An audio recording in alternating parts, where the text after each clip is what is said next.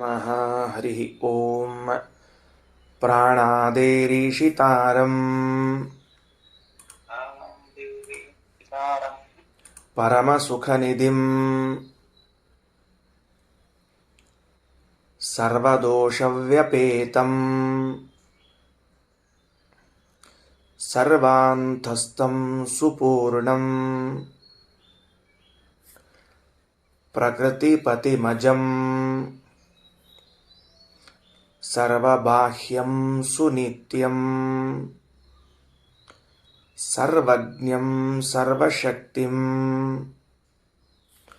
ಸುರಮುನಿಮನುಜಾದ್ಯೈಃ ಸದಾ ಸೇವ್ಯಮಾನಂ ವಿಷ್ಣುಂ ವಂದೇ ಸದಾಹಂ ಸಕಲಜಗದನಾದ್ಯಂತ ಮಾನಂದದಂ ತಂ. ಪ್ರಾಣಾದೇರೀಶಿತಾರಂ ಪರಮಸುಖನಿಧಿಂ ಸರ್ವದೋಷವ್ಯಪೇತಂ ಸರ್ವಾಂತಸ್ಥಂ ಸುಪೂರ್ಣಂ ಪ್ರಕೃತಿಪತಿಮಜಂ ಸರ್ವಬಾಹ್ಯಂ ಸುನಿತ್ಯಂ ಸರ್ವಜ್ಞಂ ಸರ್ವಶಕ್ತಿಂ ಸುರಮುನಿಮನುಜಾದ್ಯೈಃ ಸದಾ ಸೇವ್ಯಮಾನಂ ವಿಷ್ಣುಂ ವಂದೇ ಸದಾಹಂ ಸಕಲಜಗದನಾದ್ಯಂತಮಾನಂದದಂ ತಂ. ಇದು ಶ್ರೀಮದಾಚಾರ್ಯರು ಬೃಹದಾರಣ್ಯಕ ಉಪನಿಷತ್ತಿಗೆ ಭಾಷ್ಯವನ್ನು ಬರೀಲಿಕ್ಕೆ ಹೊರಟು ಪ್ರಾರಂಭದಲ್ಲಿ ಮಂಗಳಾಚರಣವನ್ನು ಮಾಡ್ತಾ ಇದ್ದಾರೆ. ಈ ಬೃಹದಾರಣ್ಯಕ ಉಪನಿಷತ್ತು, ಇದರ ಹಿನ್ನೆಲೆ ಏನು, ಇದರ ವಿಷಯಗಳೇನು ಅಂತನ್ನುವುದನ್ನು ಭಾಷ್ಯದಲ್ಲಿ ಆಚಾರ್ಯರು ಸೂಚನೆ ಮಾಡ್ತಾರೆ. ಅದನ್ನಿಟ್ಟುಕೊಂಡು ಸ್ವಲ್ಪ ವಿಸ್ತಾರ ಮಾಡಿ ವಿವೇಚನೆಯನ್ನು ಮಾಡೋಣಂತೆ. ಮೊದಲು ಮಂಗಳಾಚರಣದ ಅರ್ಥವನ್ನು ತಿಳ್ಕೊಳ್ಳೋಣ. ಯಾವ ಆಚಾರ್ಯರ ಭಾಷ್ಯದ ಸಹಾಯದಿಂದ ಬೃಹದಾರಣ್ಯಕ ಉಪನಿಷತ್ತಿನ ಅರ್ಥವನ್ನು ತಿಳಿದುಕೊಳ್ಳಿಕ್ಕೆ ಹೊರಟಿದ್ದೇವೋ ಅಂಥ ಭಾಷ್ಯದ ಮಂಗಳಾಚರಣ. ಸಾಮಾನ್ಯವಾಗಿ ಶ್ರೀಮದಾಚಾರ್ಯರು ಎಲ್ಲೇ ಒಂದು ಕಡೆಗೆ ಮಂಗಳಾಚರಣವನ್ನು ಮಾಡಿದ್ದಾರೆ ಅಂದರೆ ಆ ಗ್ರಂಥದಲ್ಲಿ ಭಗವಂತನ ಬಗ್ಗೆ ಏನನ್ನ ತಿಳಿಸಿದ್ದಾರೋ ಆ ಎಲ್ಲ ಅರ್ಥಗಳನ್ನು ಒಳಗೊಂಡಂತೆ ಮಂಗಳಾಚರಣೆ ಮಾಡಿರುತ್ತಾರೆ.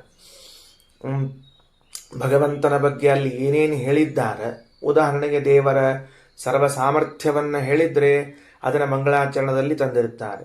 ಗುಣಪೂರ್ಣತ್ವವನ್ನು ಹೇಳಿದರೆ ಉಪನಿಷತ್ತಿನಲ್ಲಿ ಅದನ್ನು ತೆಗೆದುಕೊಂಡು ಬಂದಿರುತ್ತಾರೆ. ಹೀಗೆ ಒಟ್ಟಾರೆ ಉಪನಿಷತ್ತಿನಲ್ಲಿ ಹೇಳಲಾದ ಭಗವಂತನ ಗುಣಗಳನ್ನೇ ಆಚಾರ್ಯರು ಮಂಗಳಾಚರಣದಲ್ಲಿ ತೋರಿಸಿರ್ತಾರೆ. ಇದನ್ನು ನಾವು ಸ್ಮರಣೆಯಲ್ಲಿಟ್ಟುಕೊಂಡು ಈ ಭಾಷ್ಯದ ಮಂಗಳಾಚರಣದ ಶ್ಲೋಕದ ಅರ್ಥವನ್ನು ತಿಳ್ಕೊಳ್ಳಿಕ್ಕೆ ಹೋಗೋಣಂತ. ಶ್ಲೋಕ ಹೇಗದ ನೋಡ್ಕೊಳ್ರಿ. ಪ್ರಾಣಾದೇಹೇ ಈಶಿತಾರಂ.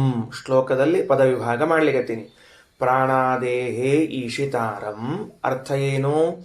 ಪ್ರಾಣ ಅಂದರೆ ಮುಖ್ಯ ಪ್ರಾಣದೇವರು.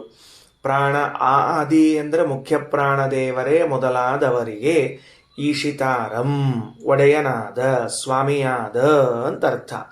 ಯಾಕ ಇಲ್ಲಿ ಮುಂದೆ ಪ್ರಾಣದೇವರ ಮಹಿಮಾ ಹೇಳೋರಿದ್ದಾರೆ ಈ ಉಪನಿಷತ್ನೊಳಗೆ. ಆದ್ದರಿಂದ ಪ್ರಾಣದೇವರ ಮಹಿಮೆಯನ್ನು ಹೇಳಿ ಇಂಥ ಪ್ರಾಣದೇವರಿಗೂ ಒಡೆಯನಾದವನು ಯಾರು? ಪರಮಾತ್ಮ ಅಂತ ತಿಳಿಸ್ಬೇಕಾಗಿದೆ. ಅದರಿಂದ ಪ್ರಾಣಾದೇಹೇ ಈಶಿತಾರಂ ಮುಖ್ಯ ಪ್ರಾಣದೇವರೇ ಮೊದಲಾದವರಿಗೆ ಒಡೆಯನಾದ ಅಥವಾ ಸ್ವಾಮಿಯಾದ ಪರಮ ಸುಖನಿಧಿಂ. ಭಗವಂತನು ಸುಖನಿಧಿಯಾಗಿದ್ದಾನೆ. ಸುಖದ ನಿಧಿ, ಸುಖದ ಸಾಗರ. ಅವನು ಸುಖವು ಅವನಲ್ಲೇ ವಾಸ ಮಾಡುತ್ತದೆ. ಎಂತಹ ಸುಖ ಅಂತ ಕೇಳಿದರೆ ಪರಮ ಸುಖ. ನಮ್ಮಲ್ಲಿರುವಂತಹ ಸುಖಗಳೆಲ್ಲವೂ ಕೂಡ ಸುಖವಾಗಿದ್ದರೂ ಅದಕ್ಕೆ ಯಾರೂ ಪರಮ ಅಂತ ವಿಶೇಷಣವನ್ನು ಕೊಡೋದಿಲ್ಲ. ಪರಮ ಸುಖವಂತರು ಅಂತ ಅನ್ನೋದಿಲ್ಲ. ಸುಖಿಗಳು, ಸುಖವುಳ್ಳವರು ಅಂತ ಇಷ್ಟೇ ಹೇಳಬೇಕು. ಅದರಿಂದ ಪರಮ ಸುಖನಿಧಿಂ ಅನ್ನೋದರಿಂದ ಅತ್ಯಂತ ಶ್ರೇಷ್ಠವಾದ ಸುಖವುಳ್ಳವನಾಗಿದ್ದಾನೆ ಆ ಪರಮಾತ್ಮ. ಮತ್ಯಂಥವನು ಅಂತ ಕೇಳಿದರೆ ಸರ್ವದೋಷವ್ಯಪೇತಂ, ಎಲ್ಲ ದೋಷಗಳಿಂದ ದೂರನಾಗಿದ್ದಾನೆ.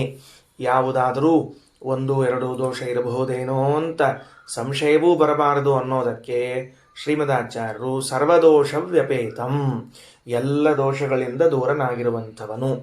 ಹಾಗಾದರೆ ಮೊದಲನೇ ಸಾಲು ಮುಕ್ತಾಯವಾಯಿತು. ಮಂಗಳಾಚರಣದಲ್ಲಿ ಶ್ರೀಮದಾಚಾರ್ಯ ತಿಳಿಸುವಾಗ ಪ್ರಾಣಾದೇಹೇ ಈಶಿತಾರಂ ಪ್ರಾಣದೇವರೇ ಮೊದಲಾದವರೆಲ್ಲರಿಗೂ ಕೂಡ ಸ್ವಾಮಿಯಾದ ಪರಮ ಸುಖ ನಿಧಿಂ ಪರಮ ಸುಖಕ್ಕೆ ನಿಧಿಯಾಗಿದ್ದಾನೆ ಪರಮಾತ್ಮ. ಆಮೇಲೆ ಸರ್ವದೋಷ ವ್ಯಪೇತ ಎಲ್ಲ ದೋಷಗಳಿಂದಲೂ ದೂರನಾಗಿರುವಂಥವನು. ಸರ್ವಾಂತಸ್ಥಂ ಎಲ್ಲರ ಒಳಗೆ ಇದ್ದವನು. ಯಾಕೆ ಅಂತರ್ಯಾಮಿ ಬ್ರಾಹ್ಮಣ ಅಂತ ಬರ್ತದೆ ಇದರಲ್ಲಿ ಮುಂದೆ. ಆ ಅಂತರ್ಯಾಮಿ ಬ್ರಾಹ್ಮಣ ಅಂತ ಬರೋದ್ರಾಗ ಪರಮಾತ್ಮ ಎಲ್ಲದರ ಒಳಗೆ ಇದ್ದಾನೆ ಎನ್ನುವ ಅಂಶವನ್ನೇ ಪ್ರತಿಪಾದನೆ ಮಾಡುತ್ತಾರೆ. ಅದರಿಂದ ಸರ್ವಾಂತಸ್ಥಂ ಅನ್ನುವುದರಿಂದ ಎಲ್ಲದರ ಒಳಗಿದ್ದವನು. ಮತ್ತೆ ಸುಪೂರ್ಣಂ ಪರಿಪೂರ್ಣನಾಗಿದ್ದಾನೆ. ಎಲ್ಲರ ಒಳಗಿದ್ದಾನೆ ಅಷ್ಟೇ ಅಲ್ಲ, ಪರಿಪೂರ್ಣನಾಗಿದ್ದಾನೆ ಎನ್ನುವುದಕ್ಕೆ ಸುಪೂರ್ಣಂ ಅಂತ ತಿಳಿಸ್ತಾ ಇದ್ದಾರೆ. ಇನ್ನು ಪ್ರಕೃತಿ ಪತಿಂ ಅಂತ ಹೇಳುತ್ತಾರೆ. ಪ್ರಕೃತಿ ಪತಿಂ ಅನ್ನೋ ಶಬ್ದಕ್ಕೆ ಲಕ್ಷ್ಮೀಪತಿ ಅಂತ ಅರ್ಥ. ಪ್ರಕೃತಿ ಶಬ್ದದಿಂದ ಮಹಾಲಕ್ಷ್ಮಿಯನ್ನು ತೆಗೆದುಕೊಳ್ಬೇಕು. ಪ್ರಕೃತಿ ಶಬ್ದಕ್ಕೆ ಮಹಾಲಕ್ಷ್ಮಿ ಅಂತ ಅರ್ಥ ಮಾಡಿಕೊಳ್ಬೇಕು. ಪ್ರಕೃತಿ ಪತಿಂ ಮಹಾಲಕ್ಷ್ಮೀ ಪತಿಯಾದ. ಆಮೇಲೆ ಮತ್ತೆಂಥವನವನು ಅಂದ್ರೆ ಅಜಂ ಪ್ರಕೃತಿ ಪತಿಯಾದದ ಜೊತೆಗೆ ಅಜನಾಗಿದ್ದಾನೆ. ಅಜ ಅಂದ್ರೆ ಜನನ ರಹಿತ, ಒಟ್ಟಾರೆ ಜನ್ಮ ಅಂತನ್ನುವುದಿಲ್ಲ ಅವನಿಗೆ. ಇನ್ನು ಸರ್ವಬಾಹ್ಯಂ ಎಲ್ಲದರ ಹೊರಗಿದ್ದಾನೆ. ನೋಡ್ರಿ, ಎರಡು ವಿರುದ್ಧವಾದ ಮಾತುಗಳು ಮೇಲ್ ನೋಡ್ಲಿಕ್ಕೆ. ಸರ್ವಾಂತಸ್ಥಂ ಸರ್ವಬಾಹ್ಯಂ ಎಲ್ಲದರ ಒಳಗಿದ್ದಾನೆ, ಎಲ್ಲದರ ಹೊರಗಿದ್ದಾನೆ. ಇದು ಭಗವಂತನ ವ್ಯಾಪ್ತಿಯನ್ನು ತಿಳಿಸ್ಲಿಕ್ಕೆ ಹೊರಟದ. ಅದಕ್ಕೆ ಮುಂದೆ ಆ ಮಂತ್ರ ಬಂದಾಗ ಅರ್ಥ ಆಗ್ತಾವ. ಸದ್ಯಕ್ಕೆ ನಾವಿಷ್ಟು ತಿಳ್ಕೊಳ್ಳೋದು, ಭಗವಂತನು ಎಲ್ಲರ ಒಳಗೂ ಇದ್ದಾನೆ, ಎಲ್ಲರಿಂದ ಹೊರಗೂ ಇದ್ದಾನೆ, ಎಲ್ಲದರ ಹೊರಗೂ ಇದ್ದಾನೆ. ಸುನಿತ್ಯಂ ಪರಮನಿತ್ಯನಾಗಿದ್ದಾನೆ, ಸ್ವತಂತ್ರ ನಿತ್ಯನಾಗಿದ್ದಾನೆ ಪರಮಾತ್ಮ. ಸರ್ವಜ್ಞಂ ಸುನಿತ್ಯಂ ಅಂತ ಶಬ್ದದಲ್ಲಿರೋದು. ಸುನಿತ್ಯ ಅಂದ್ರೆ ಬರೇ ನಿತ್ಯ ಅಂತ ಹೇಳಬೇಕಾಗಿತ್ತು. ನಾವು ನಿತ್ಯ ಇದ್ದೀವಿ, ಮತ್ತೆ ಭಗವಂತನೂ ನಿತ್ಯ, ನಾವು ನಿತ್ಯ ಆದ ಮೇಲೆ ನಿತ್ಯತ್ವ ಇಬ್ಬರಲ್ಲೂ ಸಮಾನ ಅಂತನ್ನೋ ಬುದ್ಧಿ ಬರಬಾರದು ಅಂತನ್ನೋದಕ್ಕೆ ಆಚಾರ್ಯರು ಒಂದು ಹೆಚ್ಚಿನ ಶಬ್ದವನ್ನು ಸೇರಿಸ್ತಾರ, ಸುನಿತ್ಯಂ ಅಂತ. ಸುನಿತ್ಯ ಅಂದ್ರೆ ಪರಮನಿತ್ಯತ್ವ. ನಮ್ಮಲ್ಲಿರುವಂತಹದ್ದು ಪರಮನಿತ್ಯತ್ವ ಅಲ್ಲ. ನಾವು ಅಸ್ವತಂತ್ರರಾಗಿದ್ದು ನಿತ್ಯರಾಗಿದ್ದೇವೆ, ಪರಮಾತ್ಮ ಸ್ವತಂತ್ರನಾಗಿದ್ದು ನಿತ್ಯನಾಗಿದ್ದಾನೆ. ಸುನಿತ್ಯಂ ಸರ್ವಜ್ಞಂ ಭಗವಂತನಲ್ಲಿರುವ ಮತ್ತೊಂದು ಗುಣ, ಸರ್ವಜ್ಞನಾಗಿದ್ದಾನೆ. ಸರ್ವಶಕ್ತ ಸರ್ವಜ್ಞ ಅನ್ನೋ ಶಬ್ದಕ್ಕೆ ಇಷ್ಟು ಸದ್ಯಕ್ಕೆ ತಿಳ್ಕೊಳ್ಳೋದು. ಪ್ರಾಥಮಿಕ ಜ್ಞಾನ ಎಷ್ಟು ಬರ್ಬೇಕು ನಮಗೆ ಸರ್ವಜ್ಞ ಅನ್ನೋದಕ್ಕೆ? ಸ್ವ ಪರ ಗತ ಅಶೇಷ ವಿಶೇಷ ವಿಷಯಂ ಜ್ಞಾನಂ ವಿಷಯಕಂ ಜ್ಞಾನಂ. ತನ್ನಲ್ಲಿರುವ ಅಥವಾ ಇನ್ನೊಬ್ಬರಲ್ಲಿರುವ ಎಲ್ಲ ವಿಷಯಗಳ ಜ್ಞಾನ ಯಾರಿಗಿದೆಯೋ ಅವನನ್ನು ಸರ್ವಜ್ಞ ಅಂತ ಕರಿಬೇಕು. ಆಮೇಲೆ ಇನ್ನು ಸರ್ವಶಕ್ತಿಂ ಅಂತದ. ಸರ್ವಶಕ್ತಿ ಅಂತನ್ನೋ ಶಬ್ದಕ್ಕೆ ಏನನ್ನಾದರೂ ಮಾಡಬಲ್ಲ ಸಾಮರ್ಥ್ಯ ಉಳ್ಳವನು. ಸುರ ಮುನಿ ಮನುಜಾದ್ಯೈಹಿ ಸದಾ ಸೇವ್ಯಮಾನಂ. ಸುರ ದೇವತೆಗಳು, ಮುನಿಗಳ ಋಷಿಗಳಿಂದಲೂ, ಮನುಜ ಅಂದ್ರೆ ಮನುಷ್ಯರು, ಆದ್ಯೈಹಿ ಅಂದ್ರೆ ಮೊದಲಾದವರಿಂದ ಸದಾ ಸೇವ್ಯಮಾನಂ ಯಾವಾಗಲೂ ಸೇವಿಸಲ್ಪಡುವಂಥವನು. ಇನ್ನ ವಿಷ್ಣುಂ ವಂದೇ ಸದಾ ಅಹಮ್ಮದ. ಅಲ್ಲಿ ವಿಷ್ಣುಂ ವಂದೇ ಪರಮಾತ್ಮನನ್ನು ನಮಸ್ಕರಿಸುತ್ತೇನೆ ಸದಾ ಯಾವಾಗಲೂ, ಅಹಂ ನಾನು. ಆದರೆ ಇನ್ನೊಂದು ವಿಶೇಷಣ ಮುಂದೆ ಉಳ್ಕೊಂಡದ, ಅದನ್ನು ಮೊದಲು ಹೇಳ್ಕೊಂಡು ಇದನ್ನು ತಗೋಬೇಕು. ಸಕಲ ಜಗದನಾದ್ಯಂತಂ ಸಂಪೂರ್ಣವಾದ ಜಗತ್ತಿನ ಆದಿ ಅಂತ್ಯಗಳನ್ನು ಉಂಟು ಮಾಡುವಂತಹ ಆನಂದದಂ ಜಗತ್ತಿಗೆ ಆನಂದವನ್ನುಂಟು ಮಾಡುವ ತಂ ಆ ವಿಷ್ಣುಂ ಪರಮಾತ್ಮನನ್ನು ಅಹಂ ನಾನು ಸದಾ ವಂದೇ ಯಾವಾಗಲೂ ನಮಸ್ಕಾರ ಮಾಡುತ್ತೇನೆ. ಇದು ಭಾಷ್ಯದ ಮಂಗಳಾಚರಣದ ಒಂದು ಸಾಮಾನ್ಯ ಅಭಿಪ್ರಾಯ.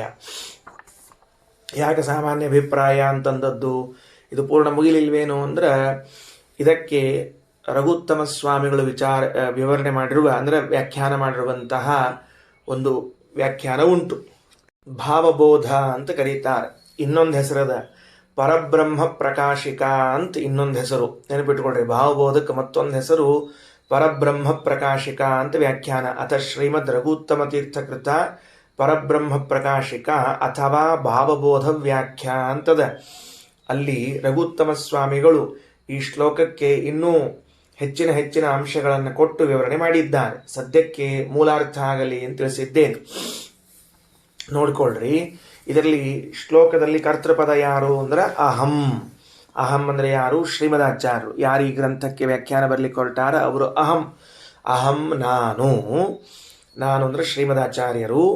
ಯಾರಿಗೆ ನಮಸ್ಕಾರ ಮಾಡ್ತಾರ? ತಂ ವಿಷ್ಣುಂ ವಂದೇ. ಆ ಪರಮಾತ್ಮನಿಗೆ ನಮಸ್ಕಾರ ಮಾಡ್ತೇನೆ. ತಂ ಅಂದ್ರೆ ಆ, ವಿಷ್ಣುಂ ಅಂದ್ರೆ ಪರಮಾತ್ಮನಿಗೆ. ಒಂದೇ ನಮಸ್ಕರಿಸುತ್ತೇನೆ. ಹೇಗೆ? ಸದಾ ಒಂದೇ, ಯಾವಾಗಲೂ ನಮಸ್ಕರಿಸುತ್ತೇನೆ. ಇದಿಷ್ಟು ವಿಷಯ ಅಂದರೆ ವಾಕ್ಯಾನ್ವಯ ಆಯಿತು. ಅಹಂ ತಂ ವಿಷ್ಣುಂ ಸದಾ ವಂದೇ. ಆ ಪರಮಾತ್ಮನನ್ನು ನಾನು ಯಾವಾಗಲೂ ನಮಸ್ಕಾರ ಮಾಡುತ್ತೇನೆ. ಆ ವಿಷ್ಣು ಅಂದರೆ ಯಾರು ಅಂತ ಕೇಳಿದಾಗ ಹಿಂದಿನ ಎಲ್ಲ ವಿಶೇಷಣಗಳು ಬರ್ತಾ ಹೋಗಬೇಕು.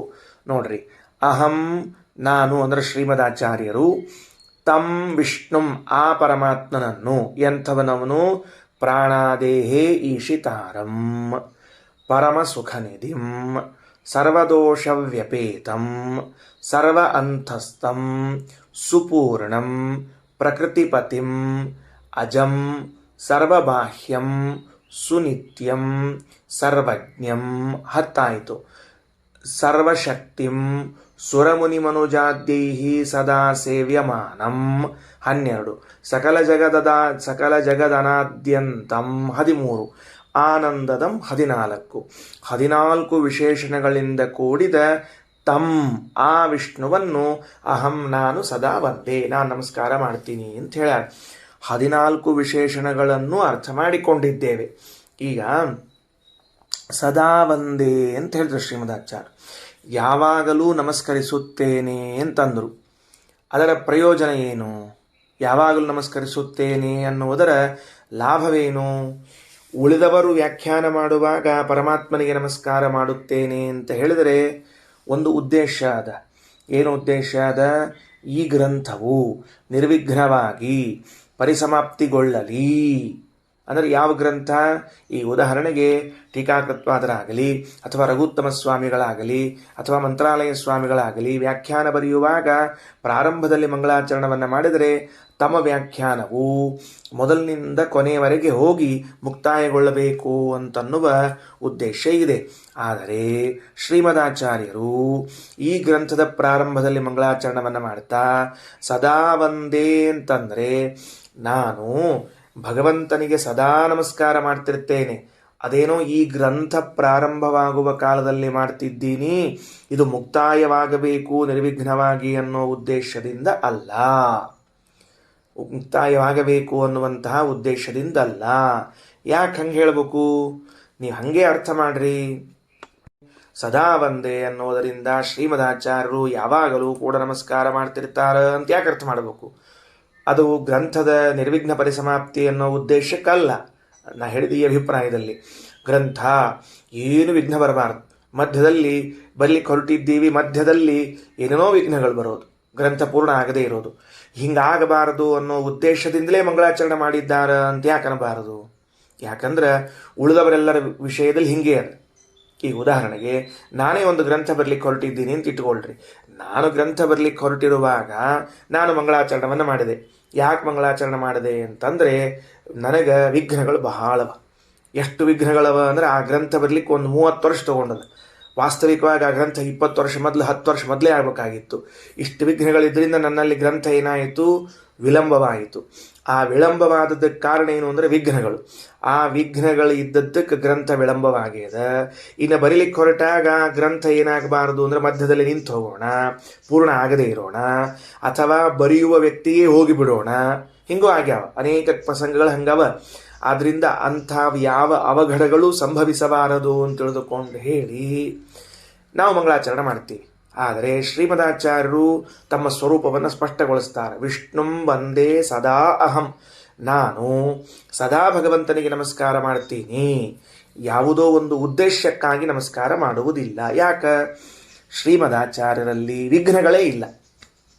ಶ್ರೀಮದಾಚಾರ್ಯರ ವಿಷಯದಲ್ಲಿ ಏನಿಲ್ಲ? ವಿಘ್ನಗಳೇ ಇಲ್ಲ. ಯಾಕೆ? ವಿಘ್ನಕ್ಕೆ ಕಾರಣಗಳು ಯಾವುದು? ಪಾಪಗಳು. ವಿಘ್ನಕ್ಕೆ ಕಾರಣ ಯಾವುದು? ಪಾಪಗಳು. ಶ್ರೀಮದಾಚಾರ್ಯರಲ್ಲಿ ಒಂದೂ ಪಾಪವಿಲ್ಲವೇ ಇದ್ದುದರಿಂದಾಗಿ, ಒಂದೂ ಇಲ್ಲದಿದ್ದರಿಂದಾಗಿ ವಿಘ್ನವಿಲ್ಲ. ವಿಘ್ನ ಇಲ್ಲ ಅಂದಮೇಲೆ ವಿಘ್ನ ನಿವಾರಣೆಗಾಗಿ ಮಂಗಳಾಚರಣ ಅಂತನ್ನುವುದು ದೂರತೋ ಅಪಾಸ್ತ. ಆದ್ದರಿಂದ ಶ್ರೀಮದಾಚಾರ್ಯರು ನಾನು ಭಗವಂತನಿಗೆ ನಮಸ್ಕಾರ ಮಾಡುವುದು ವಿಘ್ನ ಪರಿಹಾರಕ್ಕೆ, ಪಾಪಜನ್ಯವಾದ ವಿಘ್ನಗಳು ಹೋಗಲಿ ಅಂತನ್ನೋದಕ್ಕಲ್ಲ. ಮತ್ತೆ ಎದಕ್ಕೆ ಅಂತ ಕೇಳಿದರೆ ಸ್ವಭಾವ, ನನ್ನ ಸ್ವಭಾವ ಭಗವಂತನಿಗೆ ಸದಾ ನಮಸ್ಕಾರ ಮಾಡ್ತಾ ಇರೋದೇ ನನ್ನ ಸ್ವಭಾವವಾದುದರಿಂದ ಸ್ವಾಭಾವಿಕವಾಗಿ ನಮಸ್ಕಾರವನ್ನು ಮಾಡ್ತಿದ್ದೀನಿ ಹೊರತಾಗಿ ಯಾವ ಉದ್ದೇಶಕ್ಕೂ ಅಲ್ಲ. ಇಷ್ಟು ಆಚಾರ್ಯರು ತಮ್ಮ ಮಂಗಳಾಚರಣದಲ್ಲಿ ತಿಳಿಸಿಕೊಟ್ಟಿದ್ದಾರೆ. ವಿಷ್ಣುಂ ವಂದೇ ಸದಾಹಂ ಸಕಲ ಜಗದನಾದ್ಯಂತಮಾನಂದದಂ ತಂ ಅಂತ ತಿಳ್ಕೊಳ್ಬೇಕು. ನೋಡ್ರಿ, ಅಲ್ಲಲ್ಲಿ ಶ್ರೀಮದಾಚಾರ್ಯ ಮಂಗಳಾಚರಣವನ್ನು ಓದ್ತಿದ್ರೆ ಆಚಾರ್ಯರು ತಮ್ಮ ಸ್ವರೂಪವನ್ನು ಪ್ರಕಟ ಮಾಡಿರ್ತಾರೆ. ಪ್ರಾಣಾದೇರೀಶಿತಾರಂ ಪರಮ ಸುಖ ನಿಧಿಂ ಸರ್ವದೋಷವ್ಯಪೇತಂ ಸರ್ವಾಂತಸ್ಥಂ ಸುಪೂರ್ಣಂ ಪ್ರಕೃತಿಪತಿಮಜಂ ಸರ್ವಬಾಹ್ಯಂ ಸುನಿತ್ಯಂ ಸರ್ವಜ್ಞಂ ಸರ್ವಶಕ್ತಿಂ ಸುರಮುನಿಮನುಜಾದ್ಯೈ ಸದಾ ಸೇವ್ಯಮಾನಂ ವಿಷ್ಣುಂ ವಂದೇ ಸದಾಹಂ ಸಕಲ ಜಗದನಾದ್ಯಂತಮಾನಂದದಂ ತಂ. ಇದಿಷ್ಟು ಆಚಾರ್ಯರು ಮಂಗಳಾಚರಣವನ್ನು ಮಾಡಿದ್ದಾರೆ. ಈ ಉಪನಿಷತ್ತುಗೆ ಆಚಾರ್ಯರು ಮಂಗಳಾಚರಣ ಮುಗಿದ ಮೇಲೆ ಮುಂದೆ ಒಂದು ಪ್ರಮಾಣ ಕೊಡ್ತಾರೆ ಆಚಾರ್ಯರು. ಏನು? ವರಾಹ ಪುರಾಣದ ವಾಕ್ಯವನ್ನು ಹೇಳಿ ಒಂದು ಮಾತನ್ನು ಹೇಳ್ಯಾರ. ನೋಡ್ರಿ, 2 ಶ್ಲೋಕವವು. ಯಥಾ ತುಷ್ಟಾವ ಲಕ್ಷ್ಮೀಶಂ ಸರ್ಗಾದೌ ಚತುರಾನನಃ ಅಂತದ. ಇದೇನು ಹೇಳಿಕ್ಕೆ ಹೊರಟಾರ ಈ ಶ್ಲೋಕದಲ್ಲಿ ಆಚಾರ್ಯರು ಅಂತಂದ್ರೆ, ಉಪನಿಷತ್ತಿನ ಋಷಿಗಳು ಯಾರು, ಉಪನಿಷತ್ತಿನ ಪ್ರತಿಪಾದ್ಯ ದೇವತೆ ಯಾರು, ಜೊತೆಗೆ ಇದಕ್ಕಿರುವಂತಹ ಛಂದಸ್ಸು ಮೊದಲಾದವುಗಳು ಯಾವುದು, ಅದಕ್ಕೆ ಆಚಾರ್ಯರು ಸ್ವವಾಕ್ಯದಲ್ಲಿ ಅವುಗಳನ್ನು ಹೇಳದೆ ಪುರಾಣ ವಾಕ್ಯಗಳಿಂದಲೇ ನಮಗೆ ತಿಳಿಸಿಕೊಡ್ತಾ ಇದ್ದಾರೆ. ವಾಕ್ಯ ಓದ್ತೀನಿ, ಪುಸ್ತಕ ಹಿಡ್ಕೊಳ್ರಿ, ಬರಲಿಡ್ರಿ ಕೈ ಮೇಲೆ, ಅದರ ಪುಸ್ತಕ ವಾಕ್ಯದ ಮೇಲೆ ಕೈ ಇಡ್ರಿ. ಯಥಾ ತುಷ್ಟಾವ ಲಕ್ಷ್ಮೀಶಂ ಸರ್ಗಾದೌ ಚತುರಾನನಃ ತಥಾ ಜಗಾದ ಸೂರ್ಯಾಯ ಯಾಜ್ಞವಲ್ಕ್ಯಾಯ ಸೋಬ್ರವೀತ್ ವಾಜಿರೂಪೇಣ ಸೂರ್ಯೇಣ ಪ್ರೋಕ್ತಂ ವಾಜಸನೇಯಕಂ ಕಣ್ವಾಯ ಯಾಜ್ಞವಲ್ಕ್ಯೋದಾತ್ ಕಾಣ್ವಂ ತೇನ ಪ್ರಕೀರ್ತಿತಂ ಇತಿ ವಾರಾಹೇ. ಇದಿಷ್ಟು ವರಾಹ ಪುರಾಣದಲ್ಲಿ ಈ ಬೃಹದಾರಣ್ಯಕ ಉಪನಿಷತ್ತಿನ ಬಗ್ಗೆ ಬಂದ ಕೆಲವು ಮಾತುಗಳು. ಏನದ? ಇಲ್ಲಿ ಉಪನಿಷತ್ತಿನ ಪರಂಪರೆಯನ್ನು ಚಿಂತನೆ ಮಾಡ್ತಾ ಇದ್ದಾರೆ. ಸುಮ್ಮನೆ ಒಂದು ಪರಂಪರೆ ಹೇಳಿರ್ತೀನಿ, ಕೇಳಿಸಿಕೊಳ್ಳ್ರಿ, ಆಮೇಲೆ ವಾಕ್ಯ ತೋರಿಸ್ತೀನಿ. ಪರಮಾತ್ಮ ಮೊದಲು ಈ ಮಂತ್ರದ್ರಷ್ಟಾರನಾದ ಋಷಿ. ಪರಮಾತ್ಮ ಮೊದಲು. ಪರಮಾತ್ಮನಿಂದ ಚತುರ್ಮುಖ ಬ್ರಹ್ಮನಿಗೆ ಉಪದೇಶ, ಚತುರ್ಮುಖ ಬ್ರಹ್ಮದೇವರಿಂದ ಸೂರ್ಯನಿಗೆ ಉಪದೇಶ, ಸೂರ್ಯನಿಂದ ಯಾಜ್ಞವಲ್ಕ್ಯರಿಗೆ ಉಪದೇಶ, ಯಾಜ್ಞವಲ್ಕ್ಯರಿಂದ ಕಣ್ವ ಮುನಿಗಳಿಗೆ ಉಪದೇಶ. ಈ 5 ಜನರ ಹೆಸರನ್ನ ಈ ವಾಕ್ಯದಲ್ಲಿ ತಿಳಿಸಿಕೊಟ್ಟಿದ್ದಾರೆ. ಈ ಉಪನಿಷತ್ತಿನ ಮೊದಲನೇ ಋಷಿ ಯಾರು? ಭಗವಂತ. ಎಲ್ಲ ಉಪನಿಷತ್ತುಗಳಿಗೂ ಎಲ್ಲ ವೇದಕ್ಕೂ ಮೊದಲನೇ ಋಷಿ ಯಾರಿರ್ತಾರೆ? ಭಗವಂತನೇ ಇರ್ತಾನ, ಪರಮಾತ್ಮ. ಪರಮಾತ್ಮನಾದ ಮೇಲೆ ತೆಳಗ ಯಾರೋ ಮಾರ್ಕ್ ಹಾಕ್ಕೊಂಡು ನೆಕ್ಸ್ಟ್ ಯಾರು ಬರ್ಕೋಬೇಕು? ಚತುರ್ಮುಖ.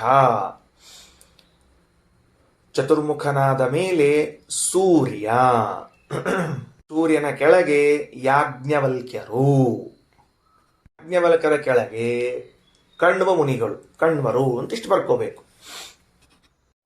ಉಪದೇಶ ಪರಂಪರಾ ಅಂತ ಕರೀತಾರೆ. ಪರಮಾತ್ಮ ತಾನು ಸಕಲ ವೇದಗಳನ್ನು ತನ್ನ ಬುದ್ಧಿಯಲ್ಲಿ ಇಟ್ಕೊಂಡಿರ್ತಾನೆ. ಯಾಕ? ವೇದಗಳು ನಿತ್ಯ ಅಪೌರುಷೇಯವಾದ ವೇದಗಳಾದ್ರಿಂದ, ನಿತ್ಯವಾದ್ರಿಂದ ಭಗವಂತನ ಬುದ್ಧಿಯಲ್ಲಿ ಇರ್ತಾವೆ. ಆ ಭಗವಂತನ ಬುದ್ಧಿಯಲ್ಲಿರುವಂತಹ ವೇದಗಳೆಲ್ಲವೂ ಸೃಷ್ಟಿಯ ಪ್ರಾರಂಭದಲ್ಲಿ ಚತುರ್ಮುಖನಿಗೆ ಉಪದೇಶಿಸಲ್ಪಡುತ್ತಾವೆ. ಅದನ್ನೇ ದೊಡ್ಡ ಮಾತಾಗಿ ಭಾಗವತದ ಪ್ರಾರಂಭದಲ್ಲಿ ತೇನೇ ಬ್ರಹ್ಮ ಹೃದಯ ಆದಿ ಕವಯೇ ಅನ್ನುವುದನ್ನ ಒತ್ತಿ ಹೇಳ್ತಾರೆ ವೇದವ್ಯಾಸದೇವರು. ವೇದವ್ಯಾಸದೇವರೇನು ಹೇಳ್ತಾರೆ? ಭಗವಂತ ಜಗತ್ತಿನ ಸೃಷ್ಟಿಯಾದಿಗಳನ್ನು ಮಾಡುವುದರಲ್ಲಿ ಎಷ್ಟು ಆಸಕ್ತಿ ತಾಳಿದ್ದಾನೋ ಅಷ್ಟೇ ವೇದಗಳನ್ನು ಚತುರ್ಮುಖನಿಗೆ ಉಪದೇಶ ಮಾಡ್ತಾನ. ಅಂದರೆ ಚತುರ್ಮುಖನಿಗೆ ಸಕಲ ವೇದೋಪದೇಶ ಮಾಡುವಿಕೆ ಅಂತನ್ನುವುದು ಭಗವಂತನ ಒಂದು ದೊಡ್ಡ ಗುಣ, ಅದು ಮರಿಬಾರದು ಅಂತ. ಅದಾದ ಮೇಲೆ ಆ ಚತುರ್ಮುಖ ಬ್ರಹ್ಮದೇವರು ಏನು ಮಾಡಿದರು? ಭಗವಂತನಿಂದ ಉಪದೇಶವನ್ನು ತಗೊಂಡ್ರಲ್ಲ, ತಗೊಂಡ ಮೇಲೆ ಅದೇ ಮಂತ್ರಗಳಿಂದ ಭಗವಂತನ ಸ್ತೋತ್ರವನ್ನು ಮಾಡಿದರು. ಎಷ್ಟು ಚಂದ ಮಾತು, ಎಷ್ಟು ದೊಡ್ಡ ಮಾತು. ಪರಮಾತ್ಮ ವೇದಗಳನ್ನು ಉಪದೇಶ ಮಾಡಿದ ಮೇಲೆ ಅದೇ ವೇದ ಮಂತ್ರಗಳನ್ನು ಭಗವಂತನ ಸ್ತೋತ್ರದಲ್ಲಿ ವಿನಿಯೋಗ ಮಾಡ್ತಾ ಇದ್ದಾರೆ. ಅಲ್ರಿ ಆ ಪರಮಾತ್ಮ ಹೇಳಿಕೊಟ್ಟ ಮಂತ್ರವನ್ನ ಅವನಿಗೆ ಸ್ತೋತ್ರಕ್ಕೇನು ಉಪಯೋಗಿಸೋದು ಅಂದ್ರೆ, ಭಗವಂತ ಉಪದೇಶ ಮಾಡಿದಾಗ ಇವರಿಗೇನು ಅರ್ಥಸ್ಫುರಣ ಆಯಿತು, ಅವರೇನು ಅರ್ಥ ಮಾಡಿಕೊಂಡ್ರು, ಆ ಅರ್ಥಾನುಸಂಧಾನ ಪೂರ್ವಕವಾಗಿ ಅದೇ ಮಂತ್ರಗಳಿಂದ ಭಗವಂತನ ಸ್ತೋತ್ರವನ್ನು ಮಾಡ್ತಾ ಇದ್ದಾರೆ. ಆ ವಾಕ್ಯ ನೋಡ್ಕೊಳ್ರಿ. ಯಥಾ ತುಷ್ಟಾವ ಲಕ್ಷ್ಮೀಶಂ ಸರ್ಗಾದೌ ಚತುರಾನನಃ. ಚತುರ್ಮುಖ ಬ್ರಹ್ಮದೇವರು ಸರ್ಗಾದೌ ಸೃಷ್ಟಿಯ ಪ್ರಾರಂಭದಲ್ಲಿ ಲಕ್ಷ್ಮೀಶಂ ಲಕ್ಷ್ಮೀಪತಿಯಾದ ನಾರಾಯಣನನ್ನು ಯಥಾ ತುಷ್ಟಾವ ಯಾವ ಮಂತ್ರಗಳಿಂದ ಸ್ತೋತ್ರ ಮಾಡಿದರೋ ತಥಾ ಅದೇ ಮಂತ್ರಗಳನ್ನೇ ಸೂರ್ಯಾಯ ಜಗಾದ ಸೂರ್ಯನಿಗೆ ಉಪದೇಶವನ್ನ ಮಾಡಿದ್ದಾರೆ. ಬಂತು, ಪರಂಪರಾ ಬಂತೀಗ. ಬ್ರಹ್ಮದೇವರು ಸೂರ್ಯನಿಗೆ ಹೇಳಿದರು. ಇನ್ನ ಸಹ ಮುಂದೆ ಅದೇ ವಾಕ್ಯದಲ್ಲಿ ಮುಂದೆ ಸಹ ಆ ಸೂರ್ಯನು ಯಾಜ್ಞವಲ್ಕ್ಯಾಯ ಅಬ್ರವೀತ್ ಯಾಜ್ಞವಲ್ಕ್ಯರಿಗೆ ಉಪದೇಶವನ್ನ ಮಾಡಿದ್ದಾರೆ. ಇಲ್ಲಿಗೆ ಒಂದು ಘಟ್ಟ ಮುಗಿಸಿದರು. ಈಗ ಒಂದು ವಿಶೇಷ ತಗೊಳ್ತಾರ ಈ ವರಾಹ ಪುರಾಣದಲ್ಲಿ. ಏನು ಅಂದ್ರೆ, ಯಾಜ್ಞವಲ್ಕ್ಯರಿಗೆ ಉಪದೇಶ ಮಾಡುವ ಕಾಲದಲ್ಲಿ ಸೂರ್ಯ ರೂಪದಲ್ಲಿ ಇರಲಿಲ್ಲವಂತೆ. ಮತ್ತೆ ಯಾವ ರೂಪದಲ್ಲಿದ್ದ? ಕುದುರೆಯ ರೂಪದಲ್ಲಿ ಇದ್ದ. ಯಾವ ರೂಪದಲ್ಲಿದ್ದ? ಕುದುರೆಯ ರೂಪದಲ್ಲಿ ಇದ್ದ. ವಾಜಿ ರೂಪೇಣ ಸೂರ್ಯೇಣ ಪ್ರೋಕ್ತಂ. ವಾಜಿ ಅಂದ್ರೆ ಕುದುರೆ. ವಾಜಿ ಅನ್ನೋ ಶಬ್ದಕ್ಕೆ ಸೂರ್ಯ, ವಾಜಿ ರೂಪೇಣ ಅಂದ್ರೆ ಸೂರ್ಯನು ಕುದುರೆ ರೂಪದಲ್ಲಿ ಇದ್ದಾಗ ಪ್ರೋಕ್ತಂ ಹೇಳಲ್ಪಟ್ಟದ್ದು. ಅದಕ್ಕೆ ಈ ಉಪನಿಷತ್ತಿಗೆ ಮತ್ತೊಂದು ಹೆಸರದ ವಾಜಸನೇಯಕಂ ಅಂತದ ಹೆಸರು. ಇದಕ್ಕೆ ಬೃಹದಾರಣ್ಯ ಉಪನಿಷತ್ತಿಗೆ, ಬೃಹದಾರಣ್ಯಕಕ್ಕೆ ಇನ್ನೊಂದು ಹೆಸರೇನು? ವಾಜಸನೇಯಕ ಅಂತ. ವಾಜಿರೂಪೇಣ ಸೂರ್ಯೇಣ ಪ್ರೋಕ್ತಂ ವಾಜಸನೇಯಕಂ. ಸರಿ, ಇದೊಂದು ಹೊಸ ಅಂಶವನ್ನು ಹೇಳಿದರು. ನೀವಾಗಲೇ ಪರಂಪರಾಯಲ್ಲಿ ಬರ್ಕೊಂಡಿದ್ದೀರಿ ನೋಡ್ರಿ, ಅಲ್ಲಿ ಸೂರ್ಯ ಅಂತ ಬರ್ಕೊಂಡ್ರಲ್ಲ, ಬಾಜುಕ್ ಬ್ರಾಕೆಟ್ ಒಳಗೆ ಕುದುರೆಯ ರೂಪದಿಂದ ಅಂತ ಬರ್ಕೋಬೇಕು. ಅದನ್ನ ಬರ್ಕೊಂಡ್ರಿ ಅಂದ್ರೆ ಅರ್ಥ ಆಗ್ತದೆ. ಸೂರ್ಯ ಹೇಳಿದ್ದು ಹೌದು ಯಾಜ್ಞವಲ್ಕ್ಯರಿಗೆ, ಆದರೆ ಕುದುರೆಯ ರೂಪದಿಂದ ಹೇಳಿದ್ದು ಅಂತ ಇಟ್ಕೊಳ್ರಿ. ಇನ್ನ ಕಣ್ವಾಯ ಯಾಜ್ಞವಲ್ಕ್ಯೋದಾತ್, ಕಣ್ವ ಋಷಿಗಳಿಗೆ ಯಾಜ್ಞವಲ್ಕ್ಯರು ಉಪದೇಶ ಮಾಡಿದರು, ಕೊಟ್ಟರು. ತೇನ ಆದ್ದರಿಂದ ಈ ಉಪನಿಷತ್ತಿಗೆ ಕಾಣ್ವ ಉಪನಿಷತ್ತು ಅಂತೂ ಕೂಡ ಹೆಸರದ. ಹಾಗಾದ್ರೆ ಇದಕ್ಕೆ 3 ಹೆಸರು ಬಂತೀಗ: ಬೃಹದಾರಣ್ಯಕ, ವಾಜಸನೇಯಕ, ಕಾಣ್ವ ಉಪನಿಷತ್ತು ಅಂತ 3 ಹೆಸರು. ಇದರ ಬಗ್ಗೆ ಸ್ವಲ್ಪ ವಿವರಣೆಯನ್ನು ಮಾಡೋಣಂತ. ಇದೇನು? ಬ್ರಹ್ಮದೇವರು ಸೂರ್ಯನಿಗೆ ಹೇಳಿದರು, ಸೂರ್ಯ ಯಾಜ್ಞವಲ್ಕ್ಯರಿಗೆ ಹೇಳಿದ, ಯಾಜ್ಞವಲ್ಕ್ಯರು ಕಾಣ್ವರಿಗೆ ಹೇಳಿದರು ಅನ್ನುವ ಅಂಶ ಇದೆಯಲ್ಲ, ಇದರಲ್ಲಿ ನಾವು ಇನ್ನೂ ಕೆಲವು ಅಂಶಗಳನ್ನು ತಿಳಿಬೇಕು.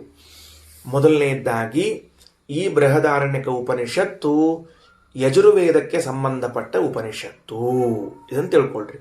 10 ಉಪನಿಷತ್ತುಗಳಲ್ಲಿ ನಾನು 2-3 ಉಪನಿಷತ್ತುಗಳು ಪ್ರಾರಂಭದಲ್ಲಿದ್ದಾಗ ಯಾವ್ದ್ಯಾವ್ದಕ್ಕೆ ಸಂಬಂಧಪಟ್ಟದ್ದು ಅಂತ ಬರೆಸಿದ್ದೆ. ಈಗ ಇದನ್ನು ತಿಳ್ಕೊಳ್ರಿ, ಇದು ಯಜುರ್ವೇದಕ್ಕೆ ಸಂಬಂಧಪಟ್ಟ ಉಪನಿಷತ್ತು. ಯಜುರ್ವೇದದಲ್ಲೂ ಕೂಡ ಶುಕ್ಲ ಯಜುರ್ವೇದಕ್ಕೆ ಸಂಬಂಧಪಟ್ಟ ಉಪನಿಷತ್ತು. ಈ ಉಪನಿಷತ್ತು ಇದು ಯಜುರ್ವೇದಕ್ಕೆ ಸಂಬಂಧಪಟ್ಟದ್ದು, ಅದರಲ್ಲೂ ಶುಕ್ಲ ಯಜುರ್ವೇದಕ್ಕೆ ಸಂಬಂಧಪಟ್ಟದ್ದು. 10 ಉಪನಿಷತ್ತುಗಳಲ್ಲಿ 4 ವೇದಕ್ಕೆ ಸಂಬಂಧಪಟ್ಟಂತೆ ಬೇರೆ ಬೇರೆ ಉಪನಿಷತ್ತುಗಳವ. ನಾನು ಉಳಿದದ್ದನ್ನು ಮಾತಾಡೋದಿಲ್ಲ, ಯಜುರ್ವೇದಕ್ಕೆ ಸಂಬಂಧಪಟ್ಟದ್ದನ್ನಷ್ಟೇ ಮಾತಾಡ್ತಾ ಇದ್ದೀನಿ. ಯಜುರ್ವೇದಕ್ಕೆ ಸಂಬಂಧಪಟ್ಟ 4 ಉಪನಿಷತ್ತುಗಳು ನಾವೀಗಾಗಲೇ ಅಂದರೆ 3 ಓದೀವಿ, 4ನೇದು ಓದ್ತಾ ಇದ್ದೀವಿ. ಯಜುರ್ವೇದದಲ್ಲಿ 2 ಭಾಗ ಇದೆ. ಕೃಷ್ಣ ಯಜುರ್ವೇದ, ಶುಕ್ಲ ಯಜುರ್ವೇದ ಅಂತ 2 ಇದೆ. ಇದರ ಬಗ್ಗೆ ಒಂದು 5 ನಿಮಿಷ ಮಾಹಿತಿ. ಮೊದಲು ಬರೀ ಇನ್ಫಾರ್ಮೇಶನ್ ಅಷ್ಟೇ, ಇದು ಯಾವುದೂ ಉಪನಿಷತ್ತಿನ ವ್ಯಾಖ್ಯಾನ ಒಳಗೆ ಹೊರಟದ್ದಲ್ಲ. ಮೇಲ್ಗಡೆ ಇದ್ದೀವಿ, ಎಲ್ಲವೂ ತಿಳಿಲೇಬೇಕಾದದ್ದಾದ್ರಿಂದ ಹೇಳ್ತಾ ಇದ್ದೀನಿ. ಯಜುರ್ವೇದ 2 ಭಾಗ, ಒಂದು ಶುಕ್ಲ ಯಜುರ್ವೇದ, ಒಂದು ಕೃಷ್ಣ ಯಜುರ್ವೇದ. ಕೃಷ್ಣ ಯಜುರ್ವೇದಕ್ಕೆ ಸಂಬಂಧಪಟ್ಟ 2 ಉಪನಿಷತ್ತು ಅಂದ್ರೆ ಒಂದು ತೈತ್ರಿಯ ಉಪನಿಷತ್ತು, ಒಂದು ಕಠೋಪನಿಷತ್ತು. ಕಾಟಕ ಅಂತ ಕರಿತೀವಿ ಅದಕ್ಕೆ. ಕಠೋಪನಿಷತ್ತು ಅಂದ್ರು ಕಾಟಕ ಉಪನಿಷತ್ತು ಅಂದ್ರು ಒಂದೇ ಅರ್ಥ. ಆಮೇಲೆ ತೈತ್ರಿಯ ಉಪನಿಷತ್ತು, ಇವೆರಡೂ ಕೂಡ ಕೃಷ್ಣ ಯಜುರ್ವೇದಕ್ಕೆ ಸಂಬಂಧಪಟ್ಟದ್ದು. ಇನ್ನು ಶುಕ್ಲ ಯಜುರ್ವೇದಕ್ಕೆ ಸಂಬಂಧಪಟ್ಟ 2 ಉಪನಿಷತ್ತು ಯಾವುದು ಅಂದರೆ ಒಂದು ಈಶಾವಾಸ್ಯ ಉಪನಿಷತ್ತು, ಒಂದು ಬೃಹದಾರಣ್ಯಕ ಉಪನಿಷತ್ತು. ಇವೆರಡೂ ಕೂಡ ಶುಕ್ಲ ಯಜುರ್ವೇದಕ್ಕೆ ಸಂಬಂಧಪಟ್ಟದ್ದು. ಇದು ಯಜುರ್ವೇದಕ್ಕೆ ಸಂಬಂಧಪಟ್ಟದ್ದು. ಯಜುರ್ವೇದದಲ್ಲಿ ಶುಕ್ಲ ಯಜುರ್ವೇದ, ಕೃಷ್ಣ ಯಜುರ್ವೇದ. ಕೃಷ್ಣ ಯಜುರ್ವೇದಕ್ಕೆ ಸಂಬಂಧಪಟ್ಟ ಉಪನಿಷತ್ತು 2, ಒಂದು ತೈತ್ರಿಯ ಉಪನಿಷತ್ತು, ಒಂದು ಕಠೋಪನಿಷತ್ತು ಅಥವಾ ಕಾಟಕೋಪನಿಷತ್ತು. ಶುಕ್ಲ ಯಜುರ್ವೇದಕ್ಕೆ ಸಂಬಂಧಪಟ್ಟದ್ರಲ್ಲಿ 2, ಒಂದು ಈಶಾವಾಸ್ಯ ಉಪನಿಷತ್ತು, ಒಂದು ಬೃಹದಾರಣ್ಯಕ ಉಪನಿಷತ್ತು. ಇಷ್ಟ ಆಯಿತು. ಇದಕ್ಕೆ ಸಂಬಂಧಪಟ್ಟಂತೆ ಯಾವುದು ಬೃಹದಾರಣ್ಯಕ್ಕೆ ಸಂಬಂಧಪಟ್ಟಂತೆ ಸ್ವಲ್ಪ ಬಿಡಿಸ್ತೇನೆ ಮತ್ತಿವಾಗ. ಶುಕ್ಲ ಯಜುರ್ವೇದದಲ್ಲಿ ಶತಪಥ ಬ್ರಾಹ್ಮಣ ಅಂತ ಒಂದು ಬ್ರಾಹ್ಮಣ ಬರ್ತದೆ. ಮುಂದಿನ ಪಾಯಿಂಟ್ ಹೊರಟು ಬರ್ಕೋಬೇಕಾಗ್ತದೆ. ಏನು ಬರ್ತದೆ? ಶತಪಥ ಬ್ರಾಹ್ಮಣ ಅಂತ ಬರ್ತದೆ. ಈ ಶತಪಥ ಬ್ರಾಹ್ಮಣದಲ್ಲಿ ಬರುವ 8 ಅಧ್ಯಾಯಗಳನ್ನು ಬೃಹದಾರಣ್ಯಕ ಉಪನಿಷತ್ತು ಅಂತ ಕರೆಯಲಾಗುತ್ತದೆ. ಈ ಶುಕ್ಲ ಯಜುರ್ವೇದದಲ್ಲಿ ಇದೇನು ಶತಪಥ ಬ್ರಾಹ್ಮಣ ಅಂತದ, ಇದು 2 ಶಾಖೆಗಳಲ್ಲಿ ಬರುವಂತಹದ್ದು. ಇವತ್ತು ನಮಗೆ ಉಪಲಬ್ಧವಿರುವ 2 ಶಾಖೆಗಳು, ಒಂದು ಮಾಧ್ಯಂದಿನ ಶಾಖಾ ಅಂತ ಒಂದು, ಇನ್ನೊಂದು ಕಾಣ್ವ ಶಾಖಾ ಅಂತ ಒಂದು. ಈಗ ನಾವು ಕಾಣ್ವ ಶಾಖೆಯಲ್ಲಿ ಬಂದ ಬೃಹದಾರಣ್ಯಕದ ಬಗ್ಗೆ ಅಭ್ಯಾಸ ಮಾಡ್ಲಿಕ್ಕೆ ಹೊರಟಿದ್ದೇವೆ.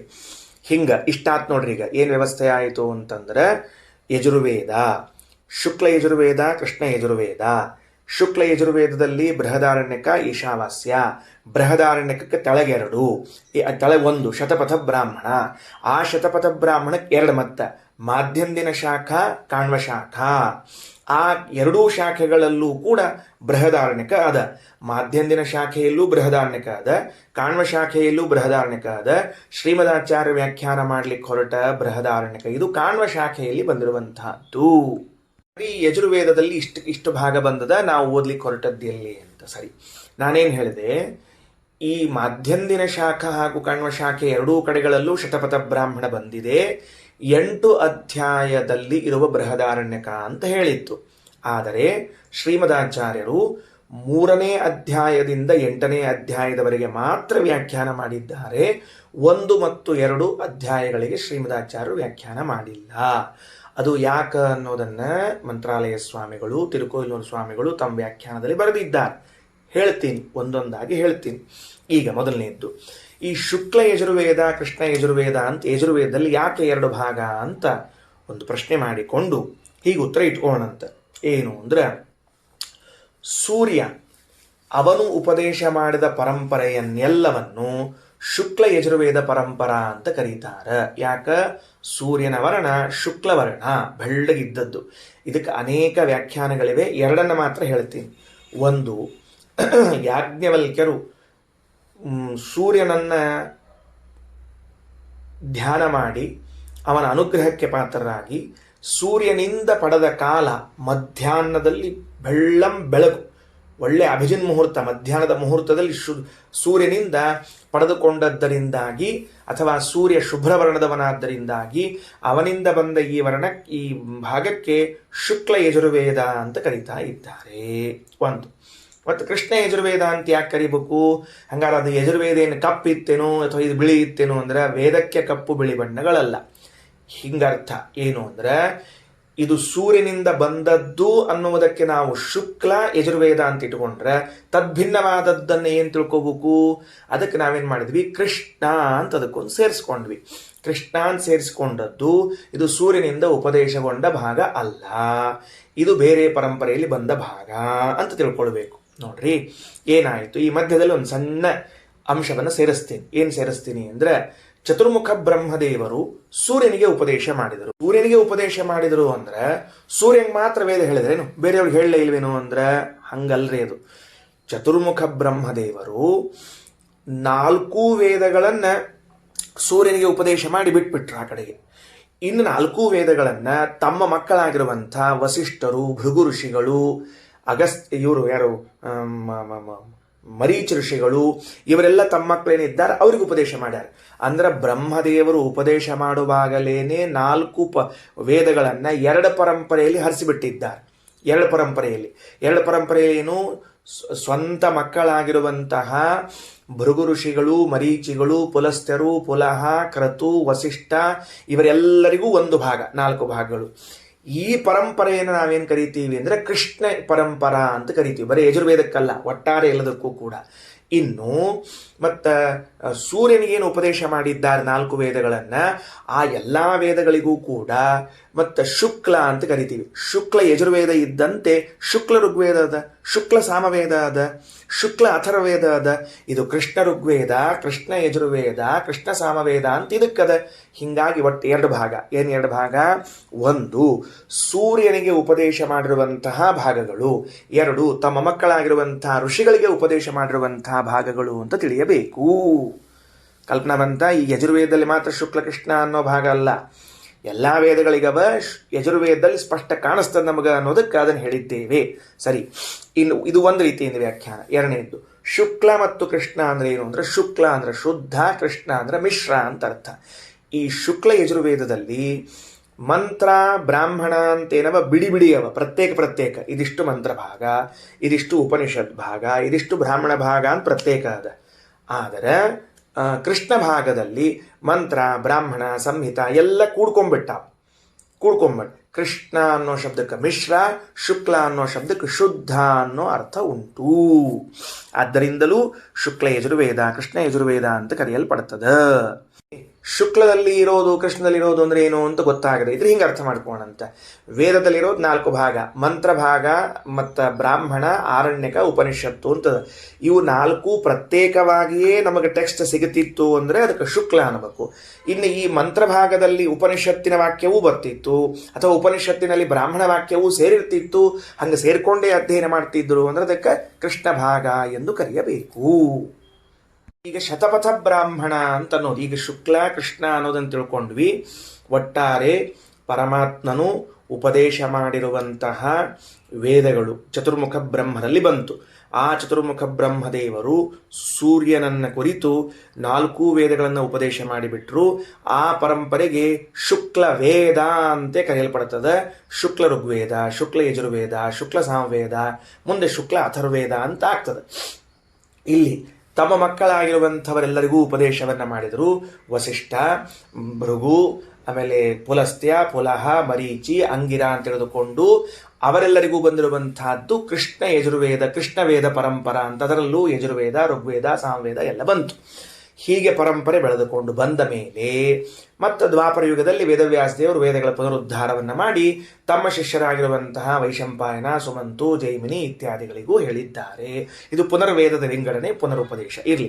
ಸದ್ಯಕ್ಕೆ ಬ್ರಹ್ಮದೇವರು ಮತ್ತು ಇವರಿಗೆ ಸೂರ್ಯನಿಗೆ, ಆ ಸೂರ್ಯ ಕುದುರೆ ರೂಪದಲ್ಲಿ ಇದ್ದುಕೊಂಡು ಯಾಜ್ಞವಲ್ಕ್ಯರಿಗೆ, ಯಾಜ್ಞವಲ್ಕ್ಯರು ಕಣ್ವರಿಗೆ, ಕಣ್ವರು ಇದನ್ನು ಪರಂಪರೆಯನ್ನು ತೆಗೆದುಕೊಂಡು ಬಂದದ್ದರಿಂದ ಇದಕ್ಕೆ ಕಾಣ್ವೋಪನಿಷತ್ತು, ವಾಜಸನೇಯ ಉಪನಿಷತ್ತು, ಬೃಹದಾರಣ್ಯಕ ಉಪನಿಷತ್ತು ಅಂತ ಕರೆಯಲ್ಪಡ್ತದೆ.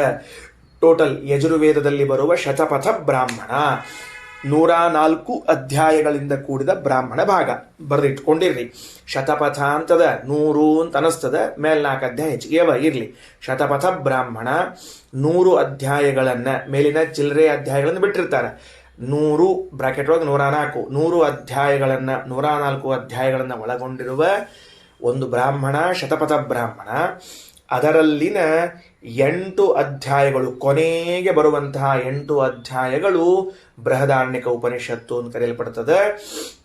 ಮೊದಲಿನ 2 ಅಧ್ಯಾಯಕ್ಕೆ ಪ್ರವರ್ಗ ಕಾಂಡ ಅಂತ ಕರೀತಾರೆ. ಅದಕ್ಕೆ ಮೊದಲಿನ 2 ಅಧ್ಯಾಯಕ್ಕೆ ಪ್ರವರ್ಗ ಕಾಂಡ ಅಂತ, ಮುಂದಿನ 6 ಅಧ್ಯಾಯಕ್ಕೆ ಬೃಹದಾರಣ್ಯಕ ಅಂತ ಕರೀತಾರೆ. ಆ ಮೊದಲಿನ 2 ಪ್ರವರ್ಗ ಕಾಂಡ ಅಂತೇನದ, ಅದರಲ್ಲಿ ಕೇವಲ ಕರ್ಮದ ಸಿದ್ಧಿಗೆ ಬೇಕಾದ ಕರ್ಮಸ್ವರೂಪ, ಕರ್ಮಾಂಗಗಳು, ಕರ್ಮಶುದ್ಧಿಗಳನ್ನೆಲ್ಲ ಹೇಳಿದ್ದಾರೆ. ಮುಂದೆ ಈ ಬೃಹದಾರಣ್ಯಕದಲ್ಲಿ ಆ ಕರ್ಮಕ್ಕೆ ಸಂಬಂಧಪಟ್ಟ ವಿಷಯಗಳನ್ನೆಲ್ಲ ಹೇಳ್ತಾ ಹೊರಟಿದ್ದಾರೆ. ಯಥಾ ತುಷ್ಟಾವಲಕ್ಷ್ಮೀಶಂ ಸರ್ಗಾದೌ ಚತುರಾನನಃ ತಥಾ ಜಗಾದ ಸೂರ್ಯಾಯ ಯಾಜ್ಞವಲ್ಕ್ಯಾಯ ಸೋಬ್ರವೀತ್ ವಾಜಿರೂಪೇಣ ಸೂರ್ಯೇಣ ಪ್ರೋಕ್ತಂ ವಾಜಸನೇಯಕಂ ಕಣ್ವಾಯ ಯಾಜ್ಞವಲ್ಕ್ಯೋದಾತ್ ಕಾಣ್ವಂ ತೇನ ಪ್ರಕೀರ್ತಿತಂ. ಇಷ್ಟು ಮುಗಿದ ಮೇಲೆ ಈಗ ಮೊದಲನೇ ಬ್ರಾಹ್ಮಣ, ಇದರಲ್ಲಿ ಯಾವುದರಲ್ಲಿ? ಬೃಹದಾರಣ್ಯಕದಲ್ಲಿ ಮೊದಲನೇ ಬ್ರಾಹ್ಮಣ ನೋಡ್ರಿ. ಇದು ಬ್ರಾಹ್ಮಣೋಪನಿಷತ್ತು ಅಂತ ಕರೆಸಿಕೊಳ್ಳುವುದು. ಮೊದಲನೇ ಬ್ರಾಹ್ಮಣದ ಹೆಸರು ಏನು ಅಂದರೆ ಅಶ್ವಬ್ರಾಹ್ಮಣ ಅಂತ ಹೆಸರಿದಕ್ಕೆ. ಸರಿನಾ? ಬರೆದಿದ್ದಾರೆ, ನಿಮ್ಮ ಪುಸ್ತಕದಲ್ಲಿ ಉಂಟು ಅಶ್ವಬ್ರಾಹ್ಮಣ ಅಂತ ತಿಳಿದುಕೊಂಡು. ಇದು ಯಾಕೆ ಬಂತು, ಏನು ಬಂತು ಅಂತ ಶ್ರೀಮದಾಚಾರ್ಯರು ಸುಪರ್ಣ ಎಂಬ ಗ್ರಂಥ, ನಾರದಿ ಎಂಬ ಗ್ರಂಥವನ್ನು ಇಟ್ಟುಕೊಂಡು ವ್ಯಾಖ್ಯಾನ ಮಾಡ್ತಾರೆ. ಮೊದಲು ಈ ಉಪನಿಷತ್ತಿನ ವಾಕ್ಯವನ್ನು ಓದಿ ಬೆಳಗಿನ ಪಾಠವನ್ನು ಮುಕ್ತಾಯ ಮಾಡ್ತೀನಿ ನಾನು. ಉಷಾವ ಅಶ್ವಸ್ಯ ಮೇಧ್ಯಸ್ಯ ಶಿರಃ ಸೂರ್ಯಶ್ಚಕ್ಷುಃ ವಾತಃ ಪ್ರಾಣೋ ವ್ಯಾತ್ತಂ ಅಗ್ನಿಃ ವೈಶ್ವಾನರಃ ಸಂವತ್ಸರ ಆತ್ಮ ಅಶ್ವಸ್ಯ ಮೇಧ್ಯಸ್ಯ ದ್ಯೌಃ ಪೃಷ್ಠಂ ಅಂತರಿಕ್ಷಮುದರಂ ಪೃಥಿವೀಪಾಜಸ್ಯಂ ದಿಶಃ ಪಾರ್ಶ್ವೇ ಅವಾಂತರ ದಿಶಃ ಪರಶವಋತವೋ ಅಂಗಾನಿ ಮಾಸಾಶ್ಚ ಅರ್ಧಮಾಸಾಶ್ಚ ಪರ್ವಾಣಿ ಅಹೋರಾತ್ರಾಣಿ ಪ್ರತಿಷ್ಠಾ ನಕ್ಷತ್ರಾಣ್ಯಸ್ತೀನಿ ನಭೋಮಾಂಸಾನಿ ಊವಧ್ಯಸ್ಯ ಕತಾಃ ಸಿಂಧವೋ ಗುದಾಃ ಯಕೃಚ್ಛಕ್ಲೋಮಾನಶ್ಚ ಪರ್ವತಾವೋಷಧಯಶ್ಚ ವನಸ್ಪತಯಶ್ಚ ಲೋಮಾನ್ಯುಧ್ಯನ್ ಪೂರ್ವಾರ್ಧೋ ನಿಮ್ಲೋಚನ್ ಜಗನಾರ್ಧೋ ಯದ್ವಿಜೃಂಭತೋ ಯದ್ವಿದ್ಯೋತತೆ ತದ್ವಿಧುನುತೆ ತತ್ಸ್ತನಯತಿ ಯನ್ಮೇಹತಿ ತದ್ವರ್ಷತಿ ವಾಗೇವ ಅಸ್ಯ ವಾಕ್ ಇತಿ ಪ್ರಥಮ ಬ್ರಾಹ್ಮಣಂ. ಇದು ಮೊದಲನೇ ಬ್ರಾಹ್ಮಣ ಅಂತ ತಿಳಿಸ್ಲಿಕ್ಕೆ ಹೊರಟಿದ್ದಾರೆ. ಏನದ ಇದರಲ್ಲಿ ಅಂದ್ರೆ ಅಶ್ವಮೇಧದ ಬಗ್ಗೆ ವಿಚಾರ ಪ್ರಾರಂಭವಾಗ್ತಾ ಇದೆ. ಅಶ್ವಮೇಧ ಅಂತ ನಾವು ಕೇಳಿರ್ತೇವೆ. ಎಲ್ಲಿ? ರಾಮಾಯಣದಲ್ಲಿ ರಾಮಚಂದ್ರ ಅಶ್ವಮೇಧ ಯಾಗವನ್ನ ಮಾಡಿದ್ದಾನೆ, ರಾಮಚಂದ್ರ ಮಾಡಿದ್ದಾನೆ. ಮಹಾಭಾರತದಲ್ಲಿ ಪಾಂಡವರು ಅಶ್ವಮೇಧ ಯಾಗ ಮಾಡಿದ್ದಾರೆ, ಕೃಷ್ಣ ಅಶ್ವಮೇಧ ಯಾಗವನ್ನ ಮಾಡಿದ್ದಾನೆ, ದಶರಥ ಮಹಾರಾಜ ಅಶ್ವಮೇಧ ಮಾಡಿದ್ದಾನೆ. ಇರಲಿ, ದ್ವಾಪರ ಯುಗದಲ್ಲಿ, ತ್ರೇತಾಯುಗದಲ್ಲಿ, ಕೃತಯುಗದಲ್ಲಿ, ಹಿಂದಿನ ಮೂರೂ ಯುಗಗಳಲ್ಲೂ ಕ್ಷತ್ರಿಯರು ವಿಶೇಷವಾಗಿ ಅಶ್ವಮೇಧ ಯಾಗವನ್ನು ಮಾಡ್ತಾ ಇದ್ರು. ಆ ಅಶ್ವಮೇಧ ಯಾಗಕ್ಕೆ ಸಂಬಂಧಪಟ್ಟ ಮಂತ್ರಗಳು, ಯಾಗದ ವಿಧಿ ವಿಧಾನಗಳು, ಕುದುರೆಯ ಸ್ವರೂಪ, ಇದೆಲ್ಲವೂ ಕೂಡ ಈ ಶತಪಥ ಬ್ರಾಹ್ಮಣದಲ್ಲಿ ಒಂದೆರಡು ಭಾಗಗಳಲ್ಲಿ ಬರುವಂತಹದ್ದು. ಅದಕ್ಕೆ ಹಿಂದೆ ಪ್ರವರ್ಗ್ಯ ಅಂತೇನು 2 ಅಧ್ಯಾಯದ, ಅದರಲ್ಲಿ ಅಶ್ವಮೇಧಕ್ಕೆ ಸಂಬಂಧಪಟ್ಟ ವಿಷಯಗಳನ್ನೆಲ್ಲ ಹೇಳಿ ಮುಂದೆ ಈ ಬೃಹದಾರಣ್ಯಕದಲ್ಲಿ ಅಶ್ವಮೇಧ ಯಾಗದಲ್ಲಿ ಉಪಯೋಗಿಸುವಂತಹ ಕುದುರೆ, ಆ ಕುದುರೆ ಹೇಗಿರುತ್ತದೆ ಅಂತನ್ನುವ ವಿವರಣೆಯನ್ನು ಕೊಡ್ಲಿಕ್ಕೆ ಹೊರಟಿದ್ದಾರೆ. ಸರಿನಾ? ಶ್ರೀಕೃಷ್ಣಾರ್ಪಣಮಸ್ತು.